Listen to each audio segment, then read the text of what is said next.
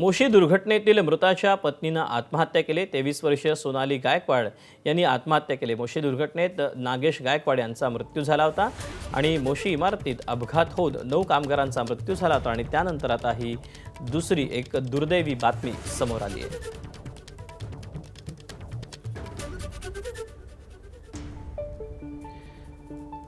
मोशी इमारत दुर्घटना ज्यामध्ये ही इमारत खचली होती आणि या इमारतीमध्ये जो अपघात झालेला होता यामध्ये 9 कामगारांचा मृत्यू झालेला होता आणि याचमध्ये या मोशी दुर्घटनेमध्ये नागेश गायकवाड यांचाही मृत्यू झालेला होता।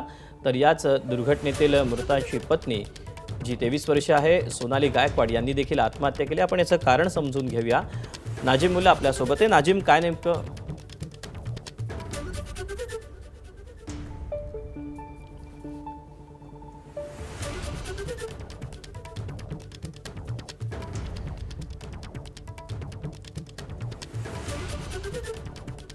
तेव्हा या घडीची एक अतिशय दुःखद आणि दुर्दैवी अशी ही बातमी। मोशी दुर्घटनेतील मृताची पत्नी सोनाली गायकवाड हिने देखील आत्महत्या केलेली आहे। या आत्महत्येचं कारण अद्याप तरी स्पष्ट झालेलं नाही। या दुर्घटनेमध्ये नागेश गायकवाड यांचा मृत्यू झालेला होता, त्यांच्यासोबतच 9 कामगारांचाही मृत्यू झालेला होता।